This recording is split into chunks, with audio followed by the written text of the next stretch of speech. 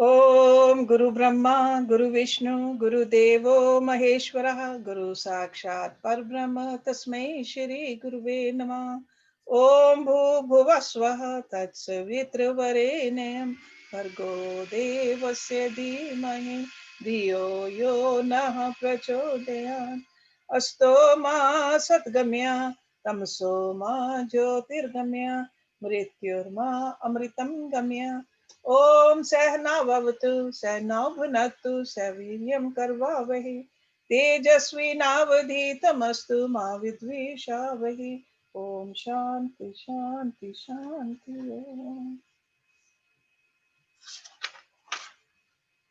A couple of weeks ago when we were in this book, we ended the class with 74, but we want to start with 74 again today because there is a chart I would like you to see today. So, but let me just read the English translation of verse number 74. Having united with parts of one another, they become gross and become the cause for the formation of the gross body. And what are these parts talking about? Tanmataras, the subtle parts of these elemental forces. Their subtle essence constitutes the sense objects, 5 in number, such as sound, etc., which contribute to the enjoyment of the experiencer, the individual ego. So who goes through misery or the enjoyment? The ego does. Through what? Through these 5, combination of these 5s. Okay, so united with the parts of one another. And I told you this technique or the process by which these subtle elements become the 5 gross elements, that is called Panchikaran, or pentamerous self-duplication and mutual combination. That's what it is. So Jyoti is going to show us a diagram over here. If everybody wants to pin the video, you'll be able to see it. Yeah, in the video you will see that. I'll show you how it really happens. Sorry, there. Okay, see there are 4 stages. So in the first stage, you see across that first column, space, air, fire, water, earth, these 5. So first stage of this grossification, that's how they are. So each tanmatra is in its pure self individually. And the second stage is where these tanmatras, they bifurcate. They separate into 2 equal parts. Then the third stage, 1/2 of all the 5 elements remain intact. The other half of each element then gets divided into 4 equal parts in the 4th stage.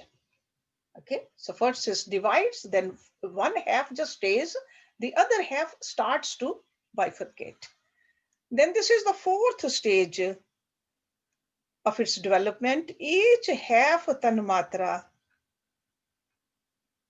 it combines with the 1/8 tanmatra of the other elements. So you can see that, see there are, in the 4th stage, there are 4 parts. So that's like a half of the 4, that's 1/8. So that 1/8 of the space will go to the air, 1/8 of the space will go to the fire, 1/8 of that will go to water, 1/8 will go to the earth. Okay, so this is how it really works. It's like a combination of it. This is called a Panchikaran. So each half gets merged with 1 bit from each of the others.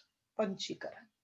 If they don't do this, they are in a very pure form. We really cannot see it. That's an unmanifested form. So for this to become a manifested, this process has to happen. So this is what he's talking about, having united with parts of one another. Okay, there's nothing pure. There's no pure space. There's no pure air when it's in the manifested form. There are other elements are combined with it. Okay. So now we can go back to. So, but basically what he is saying, the enjoyer or the sufferer is the ego, which is self-conditioned by the mind and intellect. And this conditioning can never bring any real bondage to the self. So the real self, the soul, the Atma, is not bondaged. It's almost like if I see my reflection in the muddy water, that doesn't mean I am in the mud.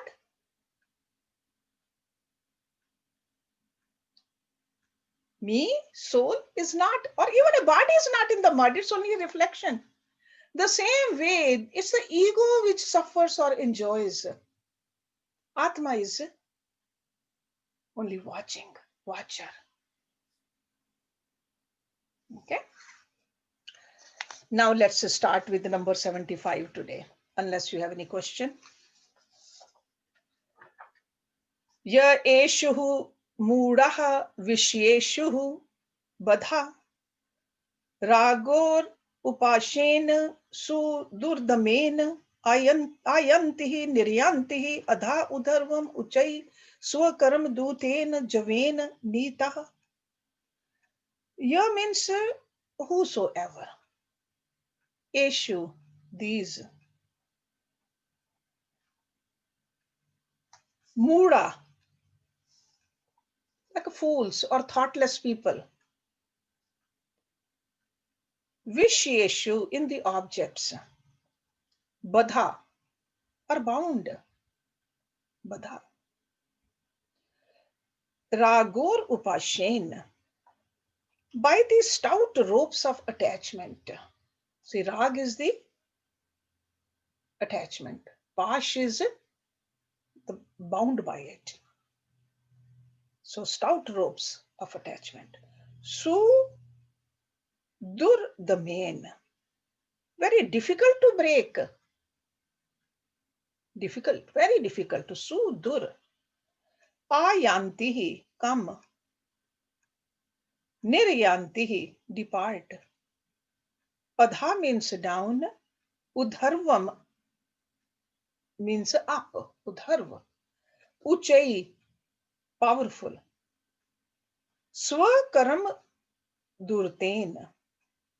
Swakaram duten, by the emissary of one's own actions. Javen, quickly. Nitaha, carried. Those thoughtless ones, the fools which he is calling them, who are bound to these sense objects by the stout ropes of attachment, so very difficult to cut asunder. Come and go, up and down, carried by the compelling force of the envoy of the reactions of their own past actions. So again, the attachment is because of our foolishness.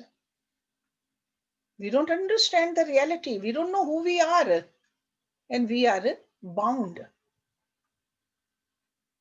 We are so bound that sometimes we go up and sometimes we go down. That means sometimes we can go into the Dev yoni and sometimes we can go into the animal yoni or into the plant yoni also. We can go up and we can go down. What is the force which is compelling us? Reactions of our own past actions. So the root cause is the actions. We do actions in a certain way that we get bound. So if you connect this verse with the previous verse, what he is telling us, all these objects are very innocent tanmatras. Combination, permutation, this all came into being and we just got attached to it. Because Tanmatras then became the elements. From the elements came this body. In the body, we have the sense organs and the action organs, and we just got entangled in this web. Gross body, subtle body, all of this web. And we became under the persecution of sense objects because of our attachment to them. And these attachments are so strong that they become almost unbreakable. That's why average person thinks, how can I? And we again and again enter and we leave. This is the coming and going. We come and then we leave the arena of this existence and reaping its reactions and sowing new seeds. We come here to get rid of the old, but we sow more seeds through the desire prompted activities. And that's how this bondage become even thicker and thicker. So in the last line of this verse are two innocent looking phrases which really gives us the theory of karma. Reaction of action is not anything different from the action itself. See, if you look at it, he says, Swakaram Duthen Javen Nita. With our own actions. An action performed in a particular time and place may fulfill itself, perhaps in another place and in a future period of time. That means we do the action now, then the result will come later, and when the result comes, we forget that which action we did. Because we are not aware of it, or we don't want to be aware of it. But it's all our own actions which gives us the fruits. The ego orders for itself a future world where it can enjoy its demand. Be it a life of a pig or the life of a God man. That's why he said up and down, coming and going, up and down. Constantly it is there. So this is the burden of the term carried up and down. So it's like a ladder of evolution or a devolution. That's what it's called.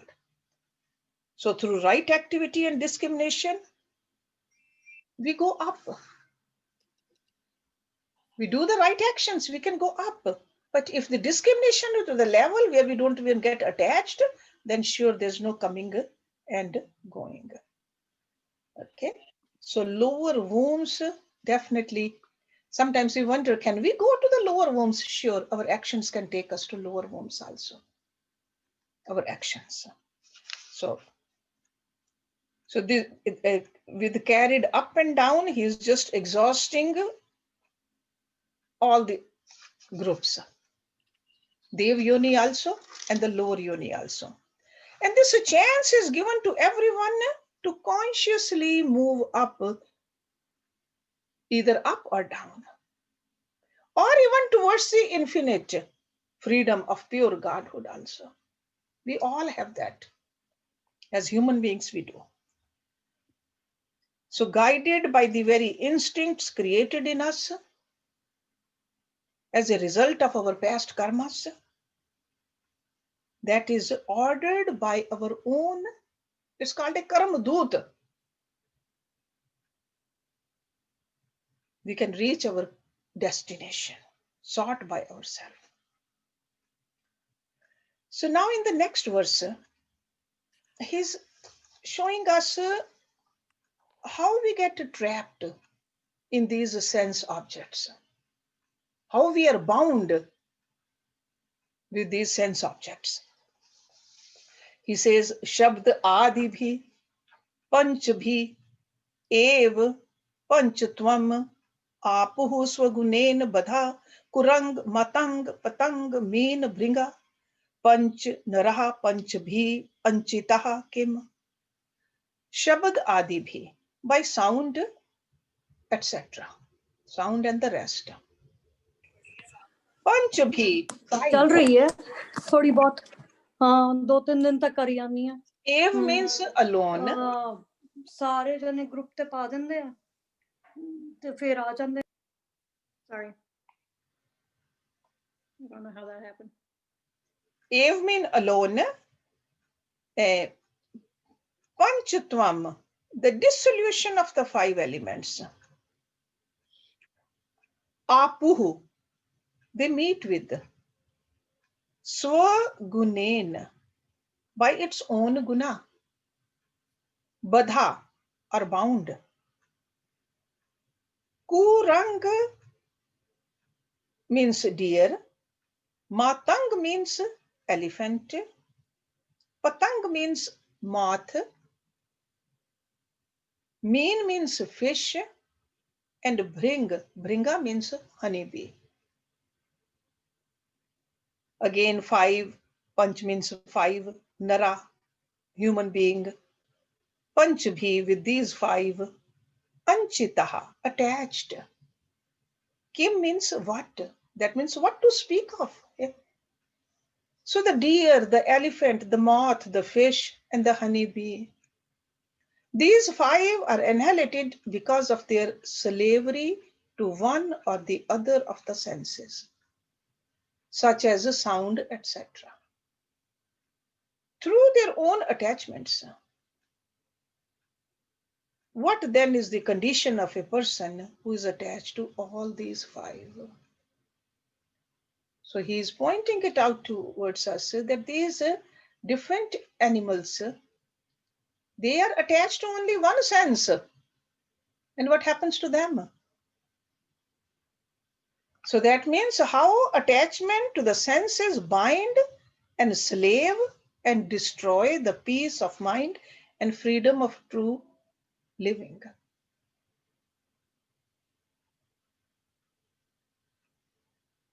So all these species, they meet their death due to extreme attachment to one or the other of five senses. See, like a deer. Deer is always fascinated by melodious sounds. The deer hunters, they really play a music to charm the deer. And attracted by that melody of sound, the deer has no awareness of the danger. And he turns towards the direction where the music is coming from, and the hunter soon makes it his target. That's how they catch deer. Elephants. Elephants, especially in the mating season, become extremely attached to the sense of touch. They're rubbing against each other, walking without caution. They fall into the pits which are ready for them to be caught in. They forget. Even elephant, big animal. They say the very intelligent elephant also. But sense of touch. Moth. We all know moth is enchanted by form and attracted by the brilliance of the flame. We see that how they get attracted to the light and they burn themselves. It flutters towards it, becomes very impatient and gets burned. Fish. Fish is hungry all the time. So in its gluttony, swallows the bait and gets caught. And poor honeybee, attracted by the fragrance of the smell of flowers. What happens? It gets caught. It gets caught right in there. Or if it doesn't get caught, it collects honey from the flowers and hoards it in the hive. And until what happens? A hungry man comes and kills all those honeybees. Loot the honey wealth of the bees, which honey bee collected. And Shankaracharya is giving us these 5 typical examples. He says all these creatures, they got swayed just by one sense organs. And very dramatically he says, when he concludes this verse, he says, what then is in store for a person who is attached to all these 5? And he's talking about us. So senses, they look very innocent, but they could be the cause of our downfall. Then continuation of the same theme, he says, doshen तीव्रः विषयः कृशन सरप विषाद अपि विषम निहन्ति भोक्तारं दृष्टारं चक्षुषा अपि अयम्. Doshen, by its evil effects. Tivra, very fast. Vishya, the sense objects. Krishan sarap vishad, then the poison of the cobra. Api means even, Visham means the poison, Nihanti, he kills. Bhogtaram, one who takes it. Drashtaram, one who looks up. Chakshusha, with the eye. Api means even, Ayam means this. He says the sense objects are even more venomous in their tragic effects than cobra poison. See, cobra poison, sure, a high level of venom in there, but he says the sense objects are even more so. Why? He says poison is fatal to one who swallows it, but the sense objects kill him who even looks at them with his eyes. So they take hold of it. We just look at something and our mind is just gone towards that object. We don't even have it. We didn't even touch it. We only looked at it. And here goes our own discrimination. So Shankaracharya ji is showing us very clearly with this very beautiful, important example that how dangerous it is for a seeker to be attached to the enjoyment of sense objects. Because in the previous verse, he already told us how tragic is the end of those living beings who have just a single sense appetite. Just to emphasize the sense poison, he is giving us this verse. It's a very famous verse actually. It's repeated by many other authors also. So he's explaining the dangerous intensity of the poison.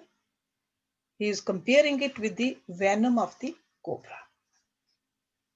Okay, see, cobra could be far away, it will not kill us. Since object is far away, it can still trap us.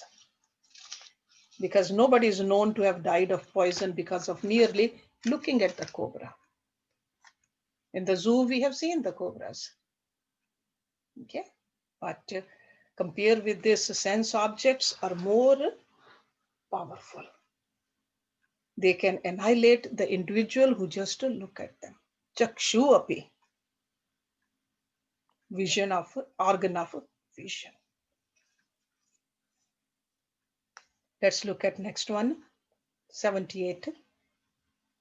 Vishe asha mahapashat ya vimuktaha sudustayajat sa ev kalpatehe muktehe na anya shat shastra vedi api. Vishe asha mahapashat.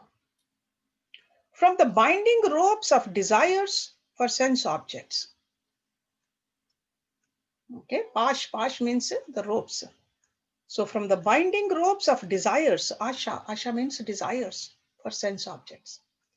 Ya means he who, vimuktaha, is liberated, free, completely free, vimuktaha. Su du tyajat, so very difficult to renounce. very difficult to relinquish. Sa means he, Ev means alone, kalpate becomes fit, muktaya for liberation. Na anya, none else. Shat Shastra Vedi Api, even though he may be well versed in all the 6 schools of philosophies. Shat Shastra. These are called Shat Darshan also. Okay, 6 philosophies. He who has liberated himself from the terrible bonds of desires for sense objects, very difficult to renounce, is alone fit for liberation. Okay, fit for liberation. None else, even if he is well versed in all 6 schools of philosophy. Okay, so he's not saying don't study. Studies are important. Otherwise, we wouldn't know what we are doing, what we need to do. But after studying, we got to make sure that our sense organs are in our control. This is the real thing we need to do. This is the practice we need to do. And according to Rishi Patanjali, it's called pratyahar. Bring your senses inward instead of just letting them loose into this wild world. So this is the point he's trying to make over here. Okay, so we have been told again and again that vairagya is an essential and salient factor in the study of Vedas. And without total and complete vairagya, the energy in us, which is being spent in wrong pursuits, will not be conserved to move it towards the right direction. So that's why vairagya is very important. So when we study, we are establishing more vivek in us. So with the vivek, vairagya is also needed. So staying away, being cautious of these sense objects, that is a vairagya. So this great master, he's a very practical man. That's why he's giving us very practical examples over here. He knows that ordinary man's mind gets attracted to all this. So he's making us realize with these very common examples that be careful. Don't think that you have studied and you have memorized. That's enough. That's not enough. So the idea over here is that so long as we have a thirst for any sense objects, our entire energy gets consumed in the acquisition of that object and possession. And there won't be no energy left. There's no required dynamism left for listening, reflecting, meditating. So how just a study alone can help us? We need that energy. So that's why he says that such a one alone is fit for liberation. He doesn't say you are liberated. He says you are fit for liberation. So pratyahar is needed. Very positive statement, denying sensuous people any hope of success in spiritual life. If a person says, no, I want to do this and that also. No, that's not how it works. Okay? Hindi में what do they say? दो तलवारें एक म्यान में नहीं आ सकती. Okay? So with mere book learning, without the heart's purity, mind's tranquility, intellect's application, body's self-denial, no progress in spiritual life can happen. And especially if we want a complete liberation, no, it's not going to work. We have to do it the right way. Okay, so number 79. Apat vairagya vataha मुमुक्षून् भव अब्धि पारम प्रतियातुम उद्यतान आशाग्रह मज्यते अंतराले निर्ग्रह कंठे विनिवर्ते वेगात. So this is verse number 79. Apat vairagyavata, possessing an apparent detachment. So that means a superficial detachment. Mumukshun, desirous of liberation. Mumukshu. Bhav abdhi param, to the other shore of the ocean of change. Pratiyatum, to go towards. Udhyatan, those who have undertaken. Ashaha, graha. Graha means a crocodile. So that's a crocodile of desire. Asha graha. So he is giving like an analogy to that desire, like a crocodile. Majyate, drowns them. Antarale, halfway. Nigraha, having caught. Kante, by their throats. Vi nivartehe, turning. Vegat, suddenly. Those who have only an apparent dispassion and are trying to cross the ocean of change are caught by their throats by the crocodile of desire, which violently dragging them along, drowns them in the middle of the ocean. So the real vairagya is needed, not a superficial vairagya. So he is warning us that false vairagya cannot sustain us for long. It has to be a real vairagya, a spirit of detachment. And we learned that in the Yoga Sutras also. We learn that in Bhagavad Gita also. Because sometimes a craving for dispassion may be generated in us as a result of some repeated tragedy,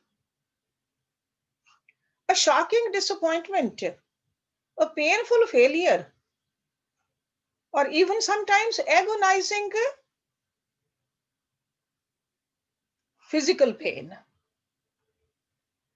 Yeah, I am being told that I should go a little slowly on the meanings. Should I go over again, Jyoti? This verse? Can't hear you. Yes, please. This verse, okay. So part, let me start, and then if any other verse previously you missed it, just let me know. Towards the end, I'll go over that. But this one, let me start it again. Apat vairagyavata, possessing an apparent detachment. See, apat kal vairagya, this is called. It's almost like we have all, another name for this is a shamshan vairagya. When we go to a funeral home, somebody else has died.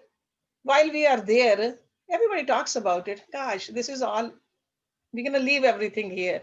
One day we're going to be gone too. So that's a vairagya. But the minute we come in our car, that vairagya is gone. That's why it's called a shamshan vairagya. Over here, he used the word apat vairagya. So superficial vairagya, not a real vairagya. Or a passing phase and a temporary mood. Something bad happens, oh, gosh, it's no good. But then the minute you see something to your liking, again you get attached. Okay? So apat vairagyavata, possessing an apparent attachment. Mumukshun, a person desires of liberation. Okay? Mumukshu. Bhav abdhi param, to the other shore of the ocean of change. See, bhav is, don't we use the word bhav sansar? Okay, ocean of change. Prati yatum, to go towards. Udyatan, those who have undertaken, a person who has started this. Asha graha, the crocodile of desire. Majyate, drowns them. Antrale, halfway. Nigrihi, having caught. Kanthe. Kant is the throat. So by the throat. Vartaya. Turning. Vegat suddenly. Okay. So those who have only an apparent dispassion and are trying to cross the ocean of change are caught by their throats, by the crocodile of desire, which violently dragging them along, drowns them in the middle of the ocean. You started on this path of sadhana, but you are not aware of this, that, hey, you got, all this is temporary. See, a lot of people, they start on this path beautifully with the right intention, but the Vairagya part is not there. So that's why sometimes people get caught even with a name and desire for the name and the fame also. They gave up their families, gave up whatever they owned also, became a sadhu. But then if some other sadhu is more popular, there's a competition. This happens very easily. This happens. Okay, so that's why we are supposed to be aware of all three Ishnas. Uteshna, Viteshna, and Lokeshna also. That's also a desire. I want to be a better yogi, more popular, best seller. Those are all Ishnas. And that's why very rightly he said, they call it a graha, a crocodile. Got to remember our goal.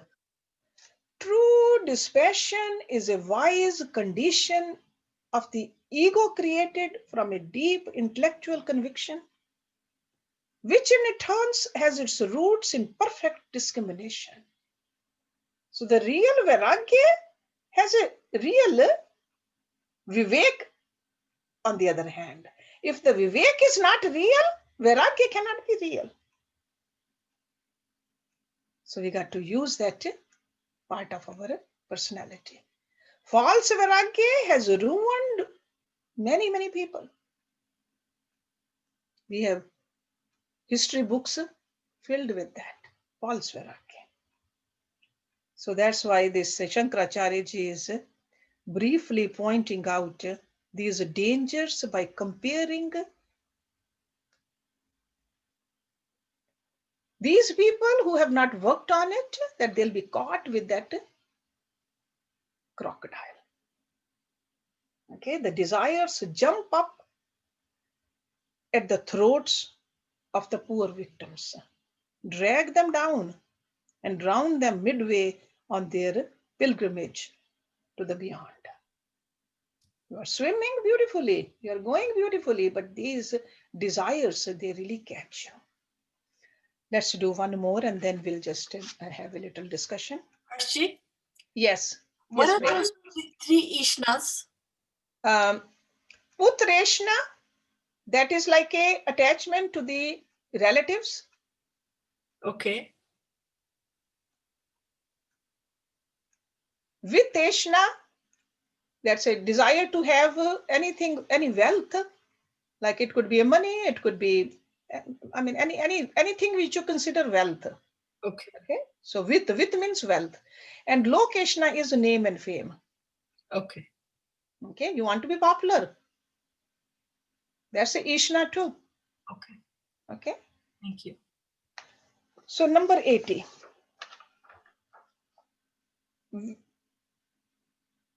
Vishye आख्ये ग्रह येन सुविरक्त अयसिनः हताश गच्छति भव अम्भोधे palm प्रत्योह वर्जितः. Vishye आख्ये ग्रह, the crocodile known as sense objects. Again, he's using the same simile over here. Okay, graha. Yen means by whom. Su virakyas asinaha. Asina is a sword. With the sword of a mature dispassion. Su virakta. So it's like a steadfastness in that vairagya. Hata. Hata means slays, kills. Sa means he. Gachati reaches. Bhav ambhode of the ocean of sansar.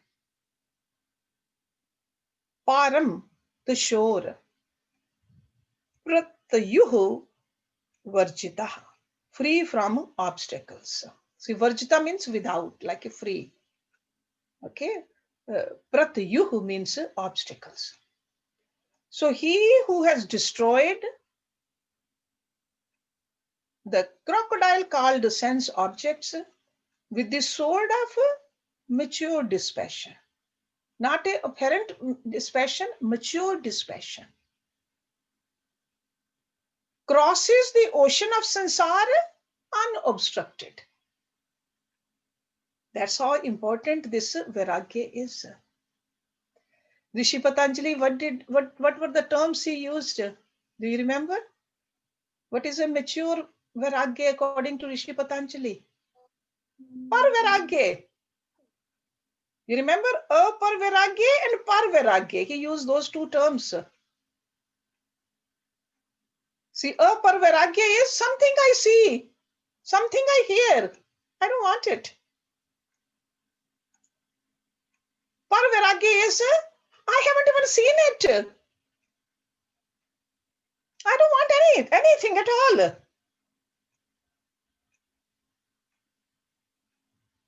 Okay, that's what he's talking about here.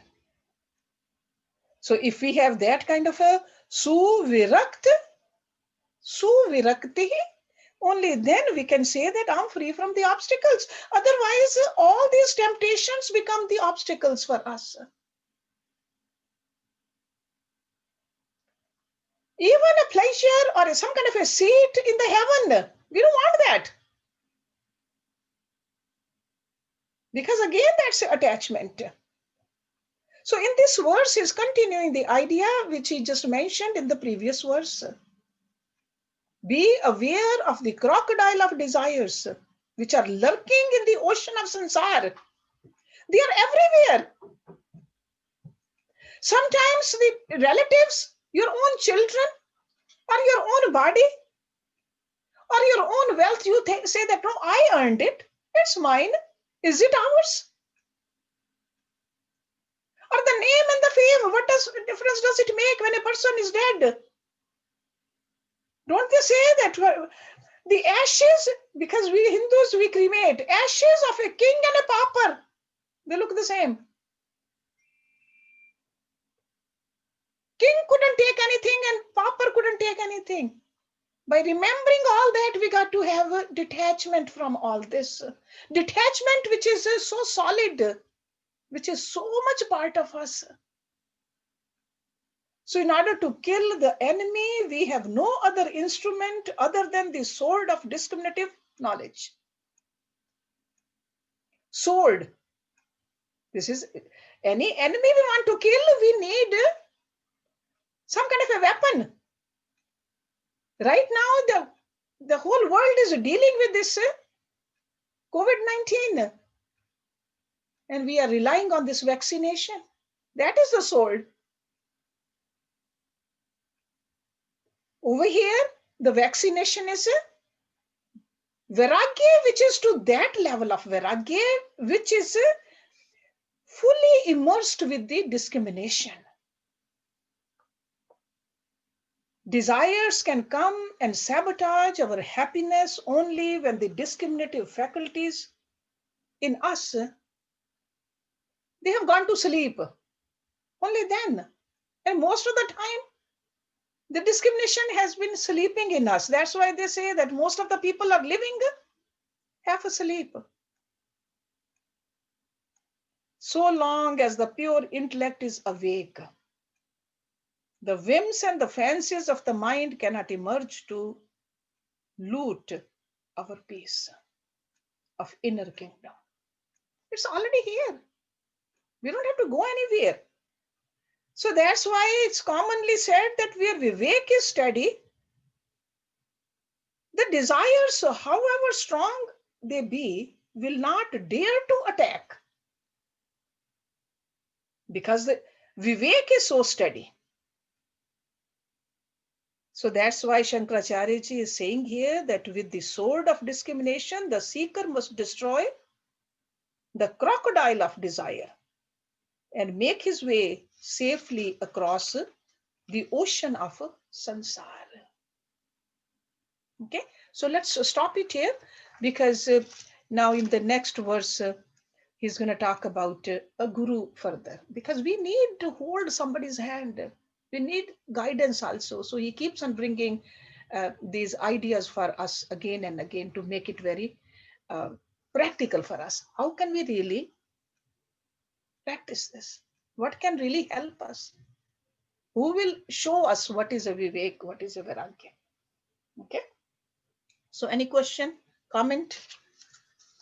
And who wants to sing today? Manju Malhotra. Manju, you have a question? Yes, Namaste, Hershi. Namaste, Manju. You said upper vairagya is about, when you are not interested in, or you think you see and hear stuff Yeah, around and it doesn't affect you. something You are you not have seen. attached. Upper Vairagya is something you saw before, something you heard Yeah. before, and you just don't want it anymore. Okay. That is And the par apar. vairagya is par See, is apar is for even you haven't example. even seen something. So You don't even want that. wouldn't you say? But wouldn't you say it's difficult to leave the things you have experienced? So why is the per one is about the things you haven't even seen? Most of the time, we are not desirous of the things we haven't seen. It's the sense Yeah, organs are stronger. but they are just making a point that something, Yeah. there could be something out there. You don't even You want don't that. even have a desire. Yeah, Don't, you just you're don't even, done. you don't even care. There could be a Okay. better, see, almost like if you have you have found a teacher, a guru. Somebody comes to you, then there's a better guru. If you are fully established, you say, no, I really don't. There could be, that's fine, not for me. Okay. You have not seen, You're you have not content. heard, but you are okay with whatever it is. So like a Peaceful fully and calm and content. calm and content. Yes. And you keep on doing your practice. Because often people just get this fluctuation comes in their mind. Okay. Right. So that's why Thank you. it's written like this, that which you haven't even heard. Or Somebody could it might, also be, some people say that there is heaven and this and that. yeah, So you're not heavenly even players. believing in that. Yeah, It yeah, heavenly all players. this. Those whatever those the rivers of milk or the fruits or the forever youthfulness, any of that, Mhm. right? Okay. Yeah, Jyoti, I think today, I think Sujata was supposed to sing today, Yes. but if she's not there, that's fine. So maybe Manny can. Jata is there. Sujata is here. Sujata, are you going to sing? You know something? I am going to recite the first verse. Okay. And I had sent Jyoti actually what you call some things that are available on YouTube that But your mom wanted you to sing that Nirvan Shatkam. I will try. Yeah, okay. If you can, that's fine. But, otherwise, if you want to do next week, that's fine too. Yeah. I'll do one verse. I'm just going to recite it because I Okay. listened to it several times. And Okay. Sure. Go ahead. so this is Adi Shankaracharya's answer to a question when he was 8 years old. A sage asked him, "Who are you?" And he answered with 6 couplets or 6 Yeah. verses. Yeah. And the first one goes, Manobuddhi ahankara chittani naham na cha shrotra vijve na cha grana netre na cha vyoma bhumir na tejo na vayu chidananda rupa shivoham shivoham. And it means that I am not the mind, the intellect, the ego, or the memory. I am not the ears, the skin, the nose, or the eyes. I am not space, earth, fire, water, or wind. I am the form of consciousness and bliss. I am the eternal Shiva. And that is how the And the Shiva means over here is auspiciousness. Yes. That's what Shiva means, that most auspicious I am, and I am auspiciousness. So I think it sort of relates to what we've been reading. Because it's a Shankaracharyaji's book we are reading, and these are written by Shankaracharyaji. Yeah. So as Sujata said, there are 6 of them. Yes. Which is called Nirvan Shatakam. Shat means 6. So 6 stanzas. I think Poonam sometimes sings them, yes. And then we have I can sing Nishka. the Shivoham. You want me to sing? Huh? I can sing the Shivoham one. Okay, all right. Go ahead. We have time. Yeah. And actually, this is in Hindi, so more. Oh, this is in Hindi. Okay, all right. Shivoham, Shivoham, Shivoham, Shivoham, Shivoham, Shivoham, Shivoham, Shivoham, Amar Atma सच्चिदानंद में हूँ शिवोहम शिवोहम शिवोहम शिवोहम जिसे शत्रु काटे नागनी जलाए गलाए न पानी न मृत्यु मिटाए वही आत्मा सच्चिदानंद में हूँ शिवोहम शिवोहम शिवोहम शिवोहम जो व्यापक है कण कण में है वास जिसका नहीं तीनों कालों में है नाश जिसका वही आत्मा सच्चिदानंद में हूँ शिवोहम शिवोहम शिवोहम शिवोहम अमर आत्मा है मरणशील काया सभी प्राणियों के जो भीतर समाया वही आत्मा सच्चिदानंद में हूँ शिवोहम शिवोहम शिवोहम शिवोहम शिवोहम शिवोहम शिवोहम शिवोहम Thank you. Beautiful, beautiful. Both of you. Thank you, Sujata. Thank you, Rita. So I think Neeta was there. She said some of the Sanskrit words. Neeta, is there anything else you want me to go over? No? She's not there. Oh, she's not there. She's gone. Okay, all right. That's fine. That's fine. So you guys have a... Okay, thank you. If you don't have any question, just have a good day. Enjoy the sunshine,